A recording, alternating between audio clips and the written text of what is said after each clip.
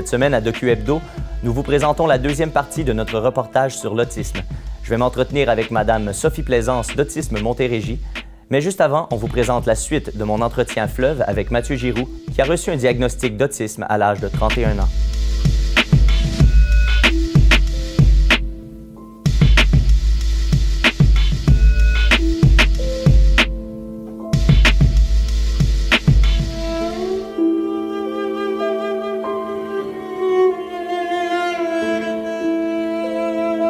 Alors Mathieu, la dernière fois qu'on s'est parlé, on a fait un peu ton cheminement de ton enfance finalement, ton cheminement scolaire jusqu'à la vie adulte. Si tu veux, on va reprendre où on en était en parlant un peu vraiment de ta vie là, au travail, de ta vie, ta relation de couple, ta relation avec tes enfants également parce que tu es père de famille. T'es père d'un enfant qui a un handicap qui est? Dans le fond, il y en a plusieurs. Il y a un trouble du déficit de l'attention, TDA. Un trouble d'anxiété généralisée, un TAG, et un trouble d'acquisition de la coordination, qui est un TAC. Au Québec, on le connaît aussi sous le nom de dyspraxie. OK. Dyspraxie qui est, comme tu m'expliquais la dernière fois qu'on s'est vu, la dyslexie, c'est le défaut du langage, tout ce qui est relié avec le langage, et la dyslexie. La dyspraxie. Dyspraxie, pardon, c'est... Le défaut du comment faire. OK. La coordination, la planification, la mise en étape des actions. Et toi, quand tu as eu cet enfant-là, tu as appris qu'il y avait ces problèmes-là, toi, tu n'étais pas au courant de ton autisme toi-même. Est-ce que l'avant-diagnostic et l'après-diagnostic a changé quelque chose pour toi dans ta façon de réagir ou d'interagir avec ton enfant? Non, et mon fils ne sait pas non plus encore que je suis autiste. Mm-hmm. Comme il y a juste 6 ans, c'est un concept un peu abstrait à lui expliquer, mais ça a permis de comprendre beaucoup d'attitudes que j'avais comme père, d'agissements, et là, ça enlève beaucoup de pression, ou du moins ça permet d'enlever des fausses attentes par rapport à un rôle de père pour ma conjointe ou par rapport à moi, pourquoi je le fais pas ou j'interviens pas, ou ça donne surtout beaucoup d'explications, mais ça n'a pas changé mon rôle comme tel. Et même au contraire, je pense que j'assume plus le rôle que j'avais et que j'ai continué à maintenir qu'avant en me disant, ben là, ça, c'est comme poche de moi, là. Sans avoir de raison pour expliquer le pourquoi c'est poche finalement. C'est une chose simple, puis je pense qu'on en avait parlé un peu la dernière fois, je ne joue pas avec mon fils. Ça me demande de l'énergie d'une façon incroyable, sinon on fait des jeux en parallèle. Mais jouer avec lui, on oublie ça, je le fais pas. Et là, aujourd'hui, je fais beaucoup moins cheap que je pouvais filer avant. Et dans une relation de couple, si on parle de ta conjointe, comment est-ce que ça se traduit? Comment est-ce qu'un autiste vit une relation de couple? Je dirais que comme une relation de couple normale, dans le sens que c'est une question d'appréciation entre deux personnes. Moi et ma conjointe, on voit beaucoup le couple comme deux individus qui donnent un résultat global bonifié, si on veut. Mm-hmm. 1 + 1 = 3. Et là, avec ça, l'idée, c'est de répondre aux besoins de l'autre sans nécessairement se restreindre sur la réponse à nos besoins. Mm-hmm. Et évidemment, comme je suis autiste, les discussions sont très franches, très directes. Les chicanes se règlent dans un court laps de temps. Donc, ça a l'avantage que on sait ce que l'autre veut, ce que l'autre pense. Mais par contre, si ma femme était là, elle dirait sûrement que ça manque un peu de romantisme. Oui, c'est ça. Ça finit par être une relation qui est plus peut-être cérébrale ou plus intellectuelle que pour quelqu'un qui ne serait pas autiste, par exemple? Ça dépend ce qu'on entend par plus cérébral, mais dans le fond, C'est surtout que je comprends pas le deuxième niveau quand elle fait des interventions. Fait que ça y arrive... Quand elle me fait des demandes qu'elle ferait à quelqu'un de normal avec un sous-entendu, là, moi, je comprends vraiment rien et ça floppe. Mais d'un autre côté, comme c'est important pour moi d'exprimer une forme d'amour dans la mesure de ma compréhension des sentiments, tu sais, je suis quelqu'un de très galant, de très respectueux, et même de très têteux, puisque j'affirme ce que je pense. Fait que quand c'est mauvais, mais quand c'est bon aussi. Et ça fait que les gestes concrets sont fréquents.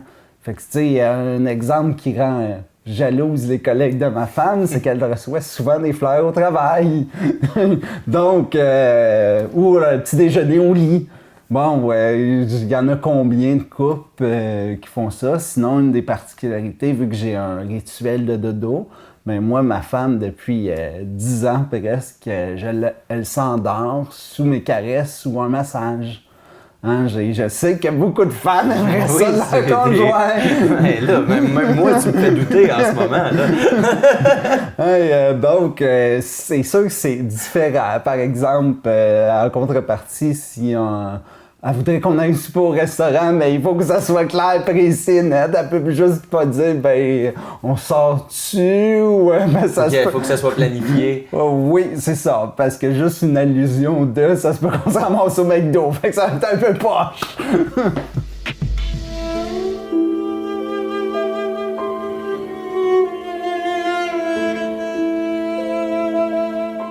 Et là, une fois que les tests sont faits, une fois que le diagnostic est tombé, comment ça fonctionne? Est-ce qu'il y a de la médicamentation? Est-ce que c'est seulement un suivi psychologique avec des professionnels? C'est quoi les étapes suivant le diagnostic? Dans le fond, pour l'autisme comme tel, il n'y a pas de médicaments ou quoi que ce soit. C'est pour les troubles associés souvent qu'on a des médicaments à prendre. Et quand on parle de troubles associés, dans le fond, c'est d'autres maladies qui se retrouvent très fréquemment chez l'autisme. Okay. Par exemple, la déficience intellectuelle, les troubles de déficit d'attention sont très récurrents chez les autistes. Donc, pour ces cas-là ou d'autres problématiques comme le sommeil, on peut avoir des médicaments, mais l'autisme comme tel, c'est une conception du cerveau. Donc, on ne se drogue pas pour régler le problème. Dans un cheminement normal pour un enfant, il va être accompagné, même là, pour un adulte qui est diagnostiqué de façon sévère, il y a un accompagnement qui est fait par des ressources spécialisées pour l'aider dans la vie de tous les jours à essayer d'être autonome. Ce qui est mon cas, dans le fond, je vais être accompagné, mais vraiment pas pour les critères habituels de plier le linge, faire à manger. Bon, ces choses-là, je fonctionnais avant, je continue à fonctionner. Ça va être vraiment plus un accompagnement au milieu du travail. Comment tu présentes ça à un employeur, comment un employeur doit dealer avec un autiste. Est-ce qu'ils vont suivre jusque-là, jusqu'auprès de l'employeur aussi? Oui. OK. Oui, il y a des ressources pour ça. Il y a des ressources même spécialisées pour l'intégration des personnes avec des handicaps, vu que l'autisme est un handicap au Québec. Parce qu'étant donné, j'imagine que c'est encore une maladie un peu méconnue, j'imagine qu'un employeur, ça peut faire peur à un employeur de se dire « je vais engager un autiste ». Ça sonne un peu je m'engage sur un terrain glissant, alors ça peut être plus difficile pour un autiste de trouver de l'emploi. Oui, dans le fond, à peu près, et là les chiffres viennent de l'Europe surtout, mais ça doit être très similaire au Québec, là, mais environ 9 autistes sur 10 ne travaillent pas. Et si on prend ceux qui sont fonctionnels dans la vie de tous les jours et qui peuvent avoir à peu près 70% n'arrivent pas à trouver d'emploi. OK. À l'inverse, c'est surprenant parce qu'on a des exemples en Norvège, entre autres, il y a une entreprise comme condition d'embauche, faut être autiste. C'est vrai. Il n'embauche que des autistes dans son milieu de travail. C'est un choix qu'il a fait parce qu'il reconnaît les qualités de l'autisme. Ben, comme on parlait la dernière fois, tout ce qui a trait au souci du détail, à la minutie, à l'exactitude, pour un employeur, c'est formidable d'avoir du monde assidu comme ça et pointilleux comme ça, si tu réussis à bien utiliser ce talent-là finalement, parce que c'en est un littéralement. Oui, c'est ça. En Norvège, c'est une entreprise de pâtisserie ou quelque chose comme ça, puis il dit que les travailleurs sont plus précis que n'importe quelle machine qu'il y a. En plus, la pâtisserie, c'est de la science, c'est pour que ça soit très précis. Fait que c'est ça. Fait que lui, il embauche, mais à contrepartie, il y en a beaucoup que si ça sort de leur routine, sont plus fonctionnels.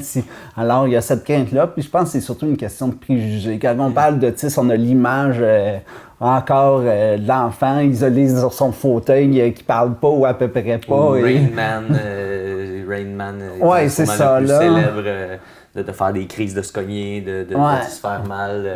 Parce que c'est ce qui est spectaculaire de l'autisme et c'est ce qui s'est rendu au commun des mortels en premier lieu, j'imagine. Oui, mais c'est ça. Tu sais, ce que la télévision présente, c'est ça. Puis évidemment, on parle des cas sévères qui existent. Parce que c'est plus... c'est plus marquant. C'est ça. Ça passe mieux à la TV, puis...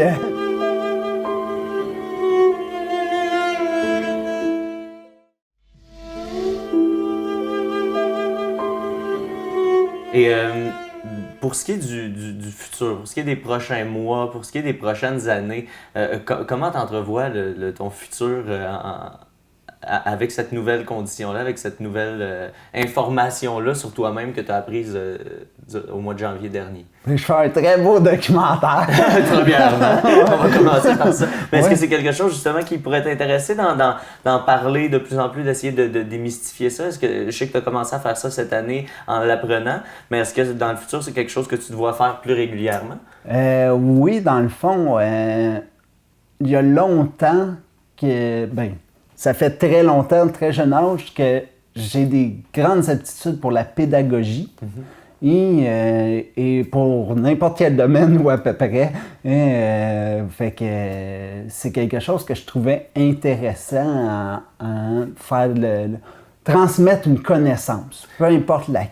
Puis c'est un talent que tu as aussi d'être capable de bien expliquer, de bien vulgariser, de bien organiser tes pensées. Puis c'est assez unique pour un autiste d'être aussi limpide. Je pense, là, d'être aussi clair et aussi capable de le communiquer, de l'articuler. Alors, je pense que c'est quelque chose qui pourrait être possible là, pour toi. Tu pourrais être une espèce de porte-parole de tous ces gens-là qui peuvent peut-être moins s'exprimer. Oui, bien dans le fond, j'ai longtemps pensé de faire une réorientation, puis peut-être de faire ça comme... conférencier, porte-parole. Je ne sais pas quelle forme ça peut prendre, comment ça peut le faire. Au début, j'avais commencé sur Facebook, juste comme ça pour démystifier pour mon entourage. Puis il y a plein de personnes par lien interposé qui se sont joints là, de tous horizons pour comprendre, pour voir. Sinon, il y a aussi...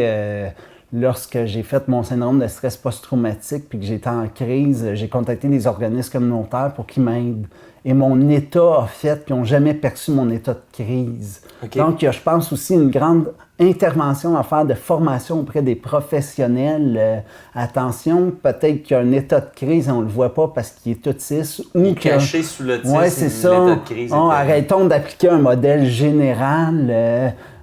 Sinon, je pense aussi que c'est important qu'il y ait des modèles, peu importe pour qui. Tu sais, on entend beaucoup de modèles pour les handicapés physiques. Chantal Petitclerc en est sûrement un très bon modèle. Martin Deschamps dans la musique. Mais quand on est rendu dans le neurologique, là, c'est comme, on va essayer de faire ce qu'on peut, puis il y aura la meilleure vie, puis c'est pas grave s'il va pas à l'université, c'est pas grave s'il n'y a pas de diplôme, tant qu'il... Pourquoi eux, c'est pas grave? Ouais. Parce que c'est plus méconnu, on accepte plus que ce soit pas grave. Parce que c'est au cerveau, là, on accepte qu'il y a une limite. Non, on peut faire des choses, peut-être que ça sera pas le système scolaire traditionnel. Ça, c'est vrai, en fait, c'est mais... pratiquement sûr que ça peut pas être ça. Mais, tu sais, je veux dire, si on regarde les autistes historiques, là, Albert Einstein, Bill Gates, ils ont réussi et... Qu'est-ce qui a fait en sorte, selon toi, je l'ai vu un peu du sujet, mais qu'est-ce qui a fait en sorte, selon toi, que ça s'est perdu, ça, qu'on n'est plus capable d'apprécier les talents uniques de ces personnes-là? Pourquoi est-ce qu'on n'est pas capable de l'utiliser, ça, en tant que société, nous? Je vais te répondre une paraphrase que j'ai reçue sur mon Facebook quand je parlais de mon époque primaire. Un de mes anciens camarades de classe me répondait par rapport aux commentaires que j'expliquais ce que je vivais. Et là, il me disait quelque chose du genre, c'est pour nous avoir fait chier parce que j'étais nerd. J'ai l'impression que c'est vraiment une question juste d'envie, de jalousie, de crainte.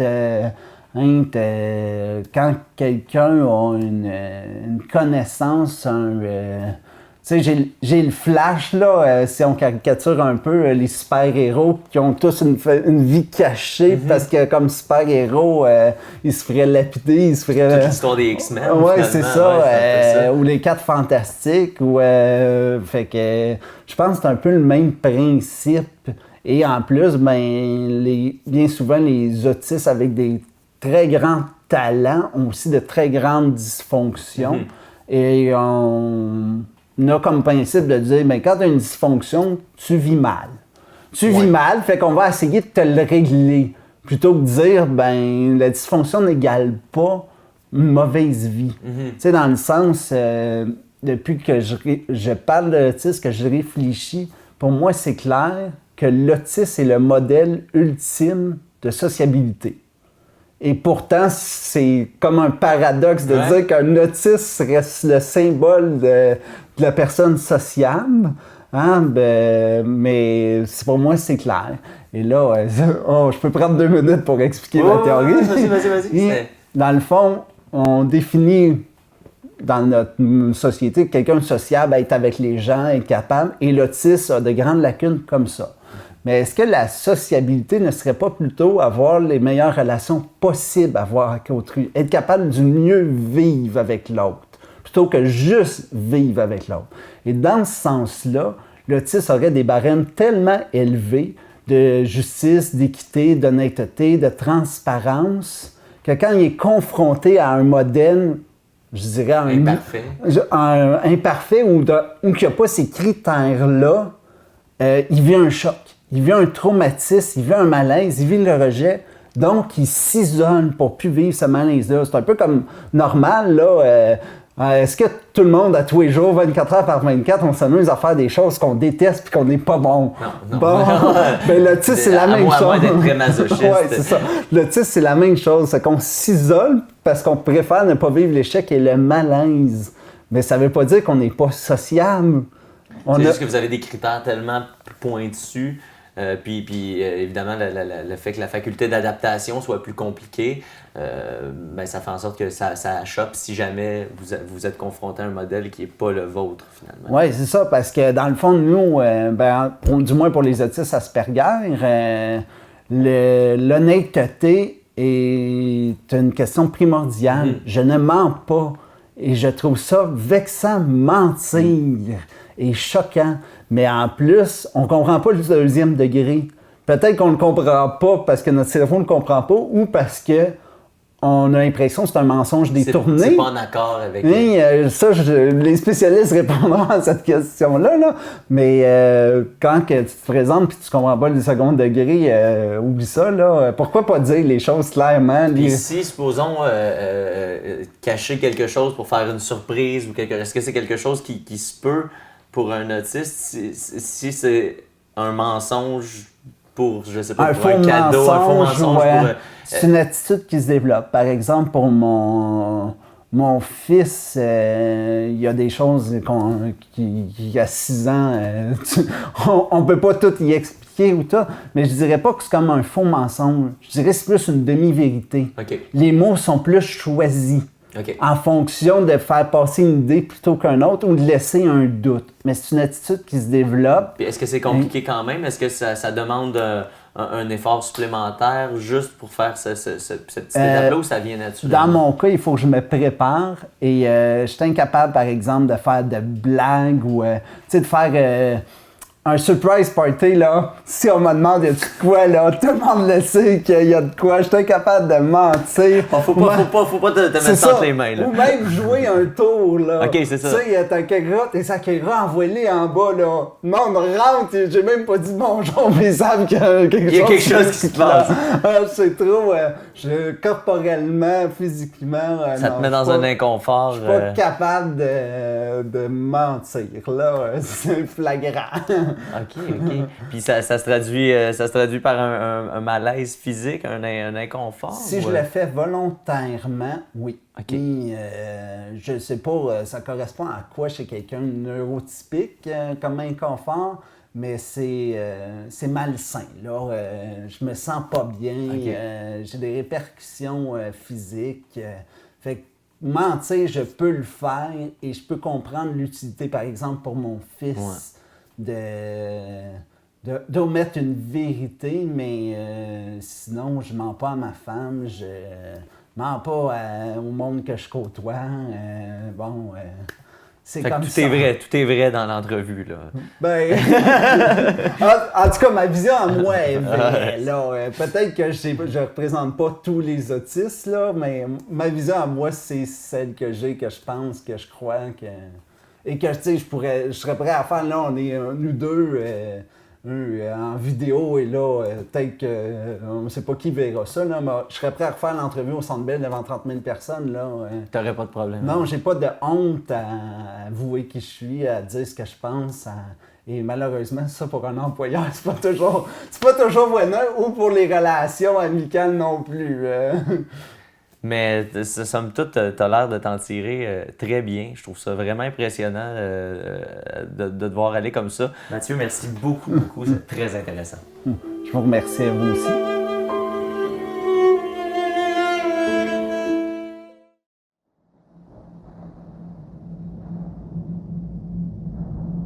Autisme Montérégie est un organisme qui a pour objectif d'améliorer la qualité de vie des autistes de tous âges. Dans le prochain segment, je m'entretiens avec la responsable du développement de services d'Autisme Montérégie, Mme Sophie Plaisance, qui va démystifier la réalité des autistes, principalement chez la population adulte.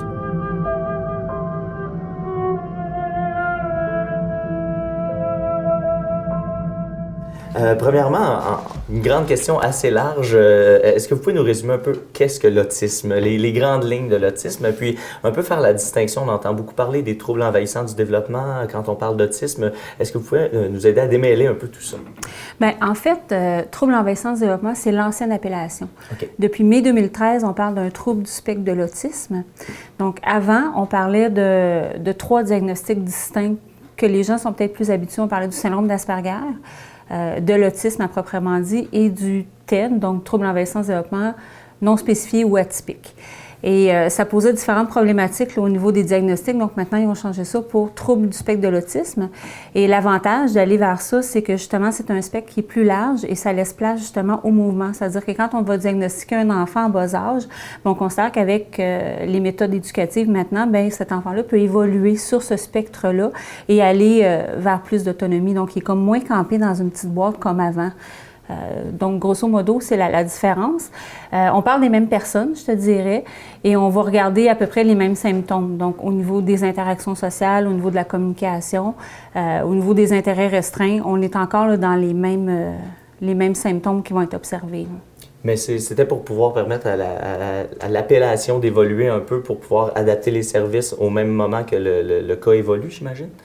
Un peu, je te dirais, puis c'était aussi pour permettre d'en échapper moins, de tenir compte là, que chacun est différent, puis qu'ils n'ont pas besoin de rentrer dans une boîte, dans un diagnostic bien précis, mais dans un continuum. Là. OK.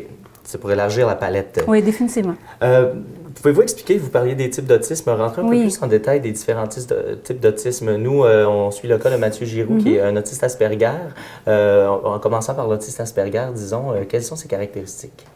Bien, au niveau du syndrome d'Asperger, ce qu'on voyait beaucoup au moment où c'était diagnostiqué, c'est qu'on considérait qu'il n'y avait pas de trouble au niveau de la communication. Donc, c'était des enfants, quand on va regarder là, les symptômes à l'enfance, qui ont parlé à un âge typique ou qui ont parlé un peu plus jeune que leur âge. Et quand ils ont commencé à parler, souvent, ce sont des enfants qui parlaient très bien. Okay. Le souci d'utiliser le bon vocabulaire, les bons mots, même de reprendre les gens autour d'eux s'ils n'utilisent pas le bon mot, c'était une des caractéristiques de l'Asperger. Par contre, au niveau des deux autres sphères où il y avait des symptômes, les interactions sociales, donc difficulté à entrer en contact, pas nécessairement pas vouloir entrer en contact, mais plutôt de ne pas avoir le tour de rentrer en contact, d'être peut-être un peu brusque, de peut-être pas s'assurer que la personne est disponible à m'écouter, de ne pas savoir comment débuter une conversation et surtout quand est-ce que ça serait le temps de la finir, ma conversation. Ça, c'est une des difficultés qu'on voyait. Et l'autre sphère, c'est au niveau des intérêts restreints ou comportements répétitifs. Donc, pour l'Asperger, c'est beaucoup les intérêts qui ressortent. Ce sont souvent des gens, les personnes Asperger, qui vont avoir quelques champs d'intérêt, mais des champs d'intérêt qui vont approfondir à fond, je te dirais. Et quand ils en parlent, ils sont capables d'en parler là, sous toutes les coutures. Ça devient vraiment des spécialistes de leur sujet d'intérêt. Okay. Et de la difficulté, quand on va les diagnostiquer, à parler de d'autres choses que ces sujets d'intérêt-là. Donc, dès qu'on essaie de les amener vers autre chose, là, on voit une certaine rigidité, une certaine réticence à en parler, soit parce qu'ils ne veulent pas ou soit qu'ils ne savent pas quoi dire sur les sujets autres que ceux qu'ils affectionnent. Donc, au niveau de l'Asperger, c'est pas mal ce qu'on observe. C'est les symptômes là, qu'on voit pour amener à l'époque à ce type de diagnostic-là. Ensuite, l'autre type autisme. Ça, c'est celui qui existe depuis plus longtemps, je te dirais. Les trois sphères étaient touchées. Donc, la communication. Souvent, c'est un diagnostic qui était posé beaucoup plus jeune parce que c'est plus intense. C'est l'autiste un peu classique, on se représente plus fermé sur lui-même. Oui, un peu plus.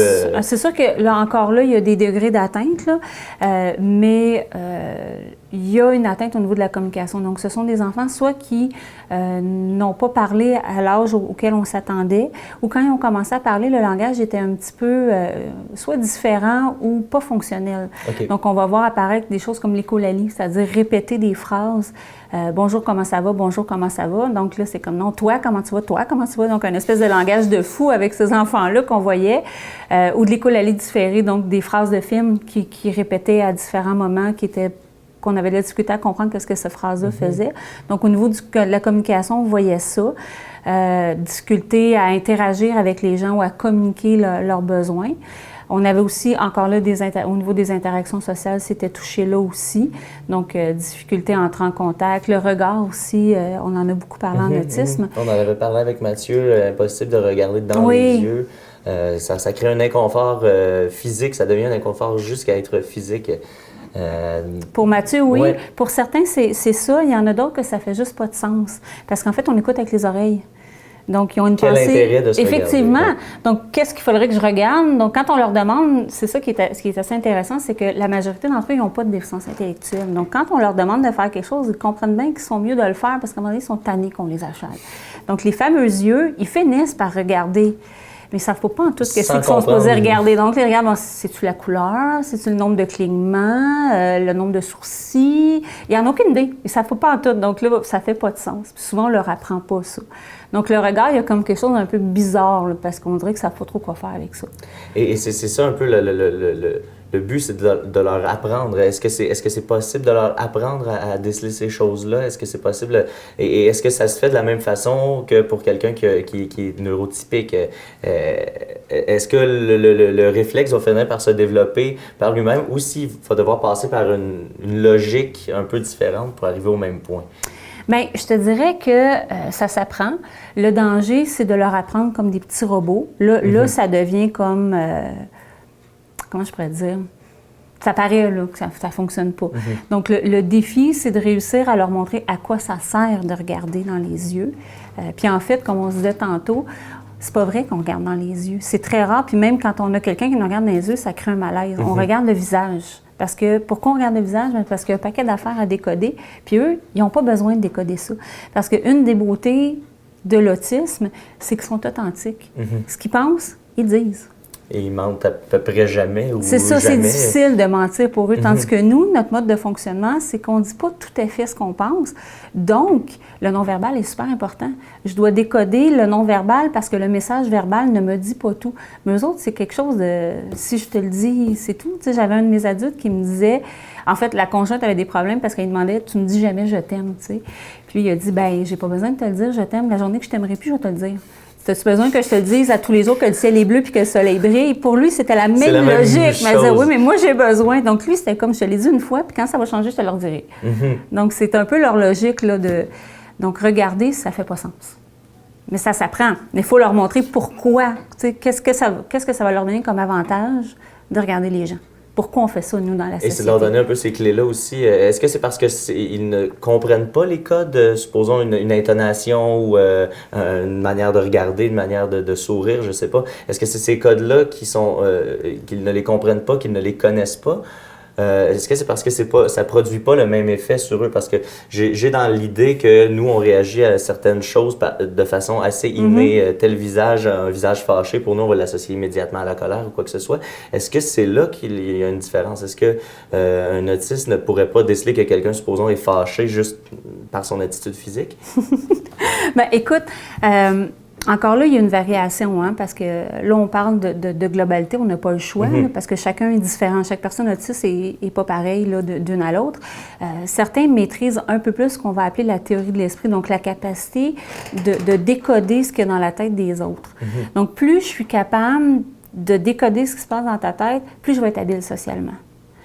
Donc, si moi, je comprends ça, ben oui, je vais avoir plus tendance à regarder, puis oui, un peu tout ce que tu as nommé, je vais être capable de faire des corrélations puis d'adapter mon comportement. Mais si pour moi, ça, je ne comprends pas que toi, tu pourrais avoir une émotion différente de la mienne, ben j'ai aucun intérêt à décoder ton non-verbal parce qu'on a la même émotion. Qu'est-ce qu'il faudrait bien que je regarde? Parce qu'il n'y a comme pas de raison de regarder. Donc, dépendamment où ils sont, c'est ça qu'il faut leur enseigner. Okay. Puis encore là, il y en a qu'on n'enseignera pas de la même façon. Parce qu'il y en a qui ne développeront pas énormément cette partie-là. Puis oui, peut-être qu'avec eux, on va être un petit peu pris à travailler des règles de par cœur pour pas qu'ils se mettent dans le trouble puis pour éviter qu'ils vivent des situations pas le fun. Puis plus ils sont capables de décoder ce qui se passe dans la tête des autres, mais plus on va travailler avec eux à comprendre pourquoi les gens réagissent comme ça. Puis toi, si tu veux créer tel genre de réaction, si tu veux que la personne t'aime ou soit sympathique à toi, mais quel genre de comportement tu devrais avoir pour susciter ça? Donc, on ne travaille pas tout à fait de la même façon. Dans le fond, on va donner une espèce de clé pour pouvoir fonctionner, pour pouvoir évoluer quand même, mais tranquillement, pas vite, on va essayer d'intégrer la compréhension de ces clés-là. C'est le plus important quand on est capable, là, parce que ça leur donne plus d'autonomie. Sinon, ils sont pris avec une série de règles de par cœur, puis ils sont doués là-dedans. Ils sont vraiment bons dans les règles de par cœur. Mais le problème, c'est que la règle de par cœur, on le sait, hein, une règle s'applique exactement comme ça, puis avec l'autre personne, ça va faire exactement la même affaire, puis ça ne marchera pas. Fait que si tu ne comprends pas, la règle, elle sert à quoi? Tu ne peux pas adapter ton comportement. Puis quand tu disais, est-ce qu'ils vont être capables de décoder les émotions, ils sont doués là-dedans. Okay. Parce que c'est logique. Mais c'est logique, c'est visuel. Donc, si on leur apprend à décoder un visage, ils vont être meilleurs, je dirais à la limite, ils vont être même meilleurs que nous. Parce que là, ils vont être capables de dire « Oh, t'as froncé tes sourcils, c'est génial. » Puis ce qui est frustrant, par contre, c'est qu'ils vont dire « T'es fâché. » Mais ils feront rien. Parce que c'est pas connecté. Il n'y a pas la compassion. Oh, j'ai reconnu. C'est comme un bingo des visages. Ah, fâché, mais tu fais quoi avec ça? Ça connecte sur rien dedans. C'est ça qu'il faut réussir à faire. Et après, est-ce que c'est une autre étape aussi de réussir à reconnecter? C'est ça. Est-ce que c'est possible de reconnecter sur les motifs? Oui, tout à fait. Puis ils en ont des émotions. Ça, c'est la chose. Les gens ont l'impression qu'ils n'en ont pas. Ce qui est problématique pour une personne autiste, c'est de connecter ça en temps réel. Parce que les émotions, c'est comme si le corps et la tête, c'était deux entités différentes. Puis pour que les deux se connectent, souvent, enfant, c'est plus flagrant, je te dirais, pour que les deux se connectent, il faut que l'émotion soit très intense. Des fois, on va entendre parler de personnes autistes qui font des grosses crises. Puis on se dit, il se passe rien, t'es en train de jouer avec ses blocs, d'un coup, bang, il fait une crise. Mais l'émotion, elle était là, mais elle ressentait juste pas. Mais quand il la ressent, elle est incontrôlable. Et là, il est trop tard, il faut que ça sorte. Parce qu'ils sont pas habitués de les vivre? Parce qu'elle n'est pas connectée. Ça monte, on le sait, nous, il y a une gradation comme ça, mais on peut la tempérer. Exactement, mais une fois qu'elle est rendue là, oublie ça, là. Même nous, on n'est pas capable de la contrôler. Des fois, on atteint un point où c'est ça. Quand la soupape saute, comme on dit, là, eux, c'est juste qu'ils ne voient pas la pression monter. Puis c'est la même affaire pour l'appétit pour certains d'entre eux. Ils ne ressentent pas la faim, mais quand ils la ressentent, il faut qu'ils mangent là. Ça urge. Sinon, c'est la crise. Oui, tout à fait.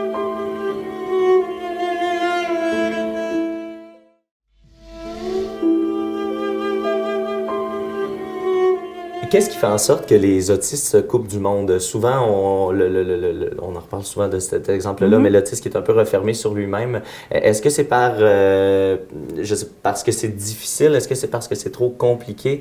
On vient juste de parler là, que des fois, on prend des clés un peu, des raccourcis pour pouvoir les aider. Est-ce que c'est un peu le même principe? Est-ce que c'est parce que c'est beaucoup plus difficile pour eux d'évoluer en étant tout le temps en train d'essayer de trouver des liens logiques?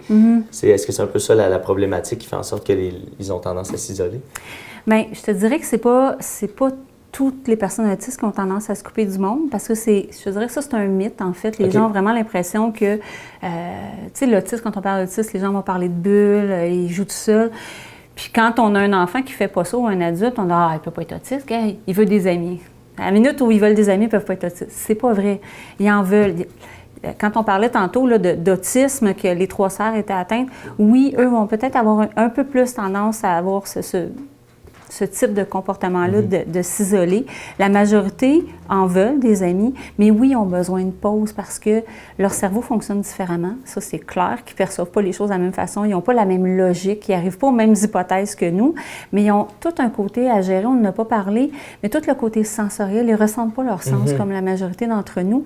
Fait que quand ils arrivent dans une pièce comme ici, par exemple, un néon, c'est fatigant. Il y a quelqu'un qui passe dans le corridor, il faut que je gère ça. En même temps, le verbal, c'est pas leur premier mode de communication. C'est souvent le visuel qui est plus facile. Donc, on parle beaucoup trop. Fait qu'il y a plein d'informations. Il y a tout à décoder, le fameux non-verbal, qu'est-ce qu'il veut dire. Donc, ils ont tellement d'affaires à décoder qu'à un moment donné, ils sont en surcharge. C'est un épuisement, au final. Un épuisement de trop d'informations. Je vais prendre un break. Puis en plus, la façon de prendre un break pour eux, c'est complètement différent de nous. Nous, quand on finit une grosse journée de travail, on est content d'aller socialiser. Eux, socialiser, c'est exigeant. C'est pas nécessairement désagréable, mais c'est pas facile comme pour nous. Donc, eux, prendre une pause... C'est pas associé à la détente. Non, c'est associé à du travail, parce qu'il faut que je décode un paquet d'affaires, puis là, il faut suivre la conversation. Là, tout le monde parle en même temps, puis là, je sais pas quand est-ce que c'est mon tour à parler, puis bon, c'est de la job. C'est de la job. Donc, eux... se ressourcer, prendre un break, c'est faire une activité qu'ils aiment, donc soit un intérêt restreint, ou d'aller dans un endroit calme, d'écouter de la musique, ou juste de plus être avec des gens. Donc oui, ils ont besoin de ces temps-là, un peu plus que nous, mais pas de là à dire qu'ils se coupent du monde, je dirais. Mais oui, il y a un délai aussi dans le traitement, dans le traitement de l'information qui donne l'impression qu'ils vont comme se replier sur eux-mêmes, mais en fait, ils sont en train de traiter l'information. C'est juste un petit temps qu'ils se prennent à eux pour pouvoir bien comprendre, bien Oui, décoder. parce que ça prend plus de temps, pas parce qu'ils ne sont pas intelligents, mais parce qu'ils ne traitent pas l'information de la même façon, donc ça demande un peu plus de temps. Mais quand elle est traitée, l'information, elle est très bien traitée. Oui. Mais d'ailleurs, ça amène à parler de la fonctionnalité des autistes. Dans la dernière émission, Mathieu nous disait que je pense que c'est en Norvège, une compagnie qui emploie que des autistes, parce que, comme tu dis, c'est pas des personnes qui sont moins intelligentes. Et en tout cas, j'ai l'impression que si un autiste est capable de faire quelque chose, il est probablement capable de le faire mieux et en répétition de la meilleure façon. On parlait tantôt un peu de ne pas les traiter comme des machines. Par contre, dans un contexte de travail manuel ou quoi que ce soit, quelqu'un qui est capable de faire la même chose de façon parfaite fois après fois, ça a une valeur même sociale sur le marché du travail, économique. Est-ce que c'est un peu un objectif que vous ultime, là, une espèce d'utopie que les autistes soient capables d'intégrer la société au même titre que n'importe quel travailleur? Écoute, c'est l'objectif ultime, puis pas juste au niveau de l'emploi, hein, je te dirais, de trouver leur place, mais sans leur demander d'être ce que nous, on est.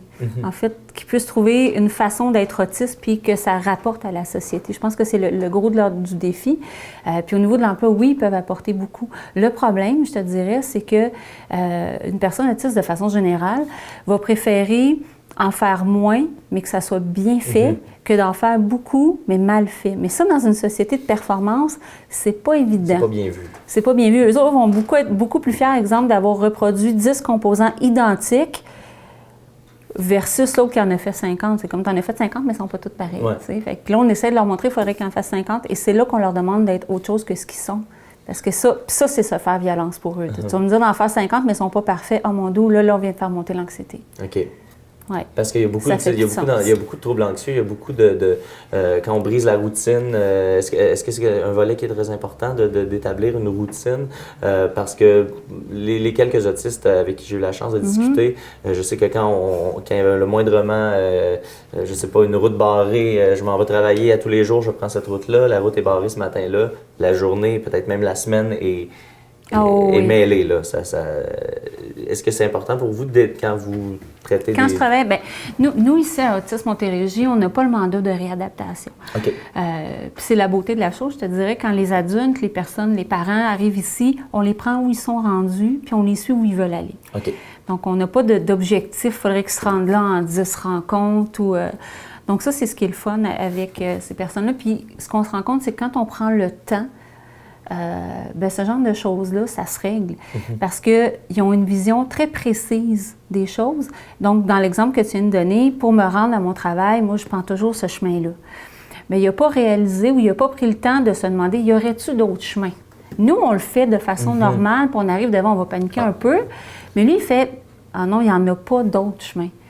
D'où Parce l'important. qu'il n'y a pas réfléchi, ça n'existe pas. C'est ça. OK. Mais c'est pas qu'il n'est pas capable. C'est sûr que là, ici, quand ça vient d'arriver, oublie ça. Là. Sur Ça le ne marche coup, pas. il y a là, trop l'anxiété dans d'angoisse. le tapis, il n'y a pas rien à faire, mais il faut calmer l'anxiété. Là. On n'a pas accès à la tête.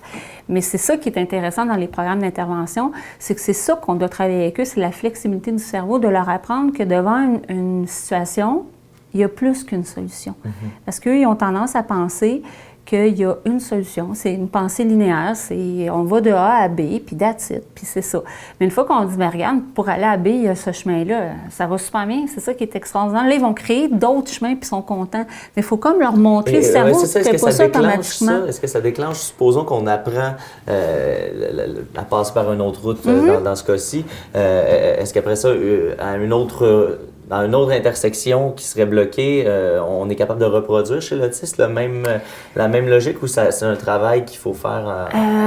Encore là, ça dépend des degrés, je te dirais. C'est sûr que ça va demander plus qu'une fois. OK. Il va falloir le faire plus qu'une fois, puis il va falloir le faire probablement avec la personne. Parce qu'une des caractéristiques aussi, c'est qu'ils sont en temps réel. OK. Donc, quand ça arrive, c'est là qu'il faut l'apprendre. Puis ce qui est avant, c'est fini. Puis ce qui s'en vient après, c'est un petit peu difficile à prévoir. Donc, si je le travaille ici live, un jour, peut-être que tu vas te tromper de chemin. Ben la fois où il va se tromper de chemin, il ne sera pas capable d'aller chercher l'information parce qu'il ne l'aura pas comme fait nécessairement. Mais ils n'ont pas tous cette caractéristique-là, mais ce n'est pas suffisant de leur montrer une fois. Il faut comme leur montrer plusieurs contextes. Puis après ça, ils sont capables de faire De le réappliquer à des contextes différents. Mais ils ont besoin de plus de morceaux de casse-tête, je dirais, de plus d'informations pour réussir à avoir une vue d'ensemble. Une fois qu'ils ont une vue d'ensemble, ça va super bien. Mais ça prend plus d'informations que nous. Nous, on fonctionne bien avec la zone de gris de à peu près, puis je me débrouillerai bien. Je vais faire le petit bout qui... Ouais. C'est un peu ça aussi qui était difficile. Quand je parlais avec Mathieu, des fois, quand tu n'emploies pas le bon mot, le mot exact, le petit bout de chemin qu'il faut faire, qu'on fait tous. Non, là, je sentais des fois qu'il y avait un délai d'une petite seconde avec la réponse parce que mais c'est pas de sa faute, c'est moi qui n'ai pas employé le bon mot. Et là, ben lui, je voyais qu'il y avait c'est ça. À quoi ça pourrait correspondre, ce mot-là? C'est pas ça qu'il voulait dire, il voulait dire ça, parfait. C'est ça, exactement. Et je réponds à la question, finalement. Mais c'est ce délai-là. Est-ce qu'à un moment donné, le petit court-circuit, est-ce qu'on est capable de court-circuiter ça? Est-ce qu'on est capable de ne pas passer par ces détours-là? Ou si on peut juste accélérer le détour, finalement, pour faciliter l'échange?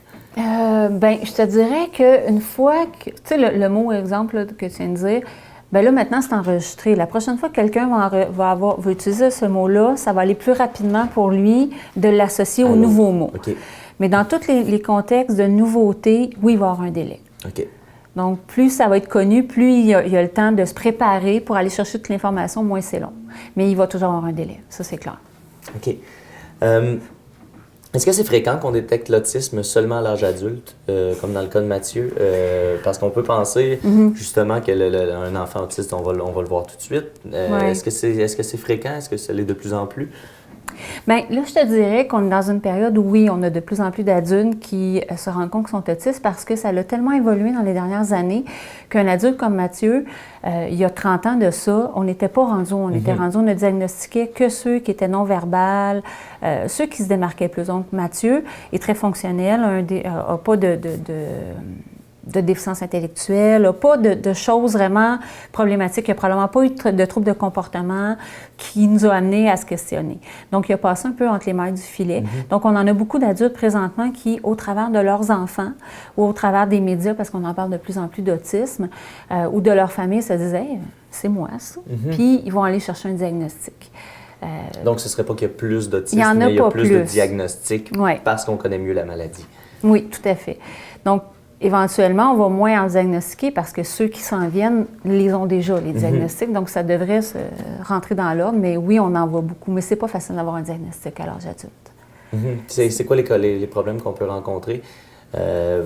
Mathieu nous expliquait que les services sont moindres déjà pour, au niveau du traitement parce qu'on associe ça beaucoup à une maladie relative à l'enfant. Mais au niveau de la détection, qu'est-ce qui fait en sorte que c'est plus compliqué? Bien, ce qui fait que c'est plus compliqué, c'est que nos adultes ils ont développé des stratégies d'adaptation. Comme Mathieu, l'exemple que tu donnais, d'aller chercher le mot qui correspond, il a appris à ne plus corriger les gens. Ça fait 32 ans qu'il apprend, qu'il évolue là-dedans, donc éventuellement... Donc, il a trouvé des trucs, probablement qu'il a appris à regarder à peu près dans les yeux, il a appris plein d'affaires par lui-même, probablement qu'il y a des gens qui l'ont aidé autour de lui. Donc, quand on se retrouve devant un adulte comme ça, il ne ressemble pas au profil qu'on s'attend d'un enfant. Il regarde à peu près dans les yeux, il nous parle, il a compris certaines règles sociales, à la dure, mais il les a appris. Donc, on dirait que les spécialistes ont de la misère à voir les symptômes de l'autisme au travers de ça. Ça, c'est une des choses. L'autre chose, c'est que le diagnostic a été longtemps associé à tu as besoin d'un diagnostic pour avoir des services. Puis les services sont beaucoup attitrés, sont beaucoup attribués aux enfants, à l'école, beaucoup à l'école. Donc, ben là, tu n'es plus à l'école. Ton diagnostic va te servir à quoi? Puis là, nous, on travaille fort là-dessus à dire aux gens, bien, le diagnostic, ça sert à l'identité de la personne. À partir du moment où je sais que je suis autiste, je lis sur l'autisme, et là, je me dis, bien, tabarnouche, j'apprends à me pardonner, premièrement, de dire, ben, je ne pouvais pas faire autrement, je suis autiste. Je suis fait comme ça. Je suis faite comme ça, même si j'avais voulu, je ne pouvais pas faire autrement. Ça aide les conjoints quand ils sont en couple. Ça aide l'entourage aussi à accepter ces comportements-là. Donc, est-ce que c'est nécessaire d'aller chercher un diagnostic? Peut-être pas. De toi t'identifier, c'est intéressant, mais avec la problématique des autistes, le problème, c'est qu'eux, ils sont intègres. Donc, moi, j'en ai plusieurs adultes qui me disent, mais moi, je me rejoins là-dedans, je ressemble à ça, mais il faut que j'aille chercher le diagnostic parce que j'ai l'impression d'être un imposteur. Ils ont l'impression de mentir tant qu'il n'y a pas un spécialiste. Parce que c'est pas officiellement écrit sur le papier. Oui, donc c'est pas crédible. Donc, ils veulent aller chercher le diagnostic pour que ça soit cohérent. Maintenant, j'ai le droit de dire que je suis autiste parce que je lis vraiment le diagnostic. Avant, on se doutait que, mais donc forcément, un autiste va probablement être amené à consulter, à développer son diagnostic. À vouloir aller chercher ça. Parler de... Est-ce que le fait de parler d'autisme à un autiste qui s'ignore, est-ce que ça va automatiquement faire le lien ou si... Bien, ça dépend, parce que si tu parles à un autiste qui s'ignore... Oui, puis que ça ne l'intéresse pas, supposons il apprendra juste pas l'information, parce qu'il ne faut pas oublier que le mot autisme, ça n'a pas une bonne réputation. Quand on parle d'autisme, les gens, ils voient pas Mathieu. Non. Puis même que je trouve ça super le fun que vous ayez choisi Mathieu pour votre reportage, parce que Mathieu ne correspond pas à ce que les gens s'attendent de l'autisme. Les gens, ils pensent vraiment, bon, le flapping, tu sais, les bruits de bouche, etc. Ouais. Mathieu ne ressemble probablement pas à ça. Donc, c'est le fun de montrer aux gens qu'il y a plusieurs types d'autisme, puis qu'ils ne se ressemblent pas tous. Donc, effectivement, si la personne a une image négative de l'autisme, elle ne voudra pas qu'on lui dise qu'elle a ce profil-là. Donc, il faut qu'elle ait fait quand même un certain cheminement à se dire, bien, OK, je suis capable d'entendre parler d'eux, puis je vais aller chercher les services en conséquence. On a un peu le même travail à faire qu'au niveau des maladies mentales, qui est le combat qui est encore actuel, mais qui a fait beaucoup de progrès dans les dernières années. De dire maintenant qu'on a fait une dépression ou qu'on consulte un psychologue, c'est pas quelque chose maintenant, c'est beaucoup moins mal vu qu'à l'époque. J'imagine qu'on veut se rendre à cette étape-là avec les autistes, de pouvoir dire « Salut, je m'appelle Mathieu, je suis autiste ». Et alors? Oui, puis je te dirais même que l'étape suprême, c'est de même plus avoir besoin de dire que je suis autiste. je suis différent, puis la société, ça là, je suis dans un monde utopique, là, Ouais. mais moi aussi j'ai une différence, puis je le dis pas à toi, bonjour, je suis Sophie, j'ai les cheveux bruns. Ouais. Je sens pas le besoin, mais pourquoi il faudrait sentir le besoin de dire que je suis autiste ou que je suis myope? Pour moi, c'est le même niveau, mais on est encore obligé de passer par le diagnostic pour que les gens changent leur regard. Mais c'est la même personne, mais le regard qu'on pose sur elle est moins jugeant parce qu'on se dit « Ah, ben, elle ne pouvait pas faire autrement. » Mais pourquoi on a besoin d'un diagnostic pour se dire ça?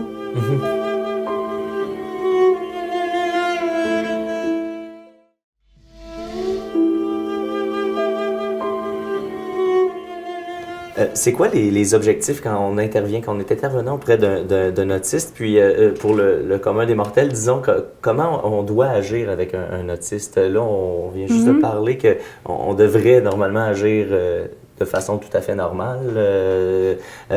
Puis je me disais, quand on arrive à un nœud, comme tu disais, on a un problème, on ne se présente pas comme étant « Salut, je suis un autiste ».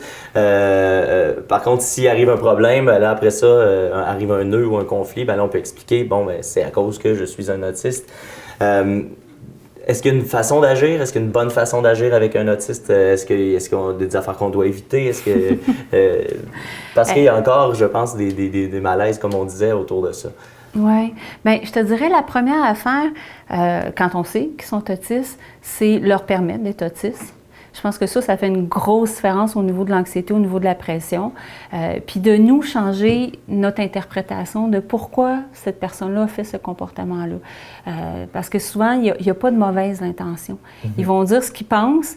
Nous, exemple, mettons que je te dis, je ne sais pas, puis c'est pas le cas, là, elle est de ta chemise. Bien, moi, si je te dis qu'elle est de ta chemise, je sais que je vais te faire de la peine. Donc, j'ai l'intention de te blesser. Une personne autiste qui va dire elle est de ta chemise, la seule intention qu'elle a dans sa tête, c'est de te dire que ta chemise est laide. L'information, c'est la tout. chemise est laide. Point final. Donc, à la minute où nous, on se dit, quand on est avec une personne autiste, il n'y a pas d'intention, et s'il y en a une, elle va me le dire. Fait que moi, il faut que j'interprète ça en fonction de ça. C'est déjà énorme. Puis, je te dirais, au niveau du verbal, de diminuer le verbal, on parle bien trop. Là. À un moment donné, moi, ceux avec qui je jase, souvent, ils me disent, à un moment donné, là, moi, ce que je fais, là, c'est j'attends que les lèvres arrêtent de bouger. Là, quand les lèvres arrêtent de bouger, je me dis, ça doit être à mon tour de parler. Puis là, je vais dire oui. On va essayer oui. Ça doit être ça qu'il faudrait que je réponde. Si la personne est contente, je fais... Mais, ça fait « Ah oui », tu dis « Ben non » d'abord. Ah non, mais effectivement, là, ils sont envahis. Ils déconnectent à un moment donné. Oui. Si ça vient trop de mots. Trop de mots, là, je suis plus capable de suivre. Fait que de toute façon, je ne réussirai pas à répondre à ce consigne-là aussi bien partir dans ma tête. Il y avait quelque chose dont tu me parlais dans le début de l'entrevue que je trouvais très intéressant. Il y a un volet couple ici à Autisme Montérégie parce que, comme c'est le cas pour Mathieu est marié avec des enfants, il y a des gens qui sont diagnostiqués et comme on se disait, ils développent des trucs à un point où on peut vivre des vies normales ou presque normales avec quelqu'un, un partenaire qui, lui, n'est pas autiste. Comment ça se passe? Comment vous traitez ces cas-là?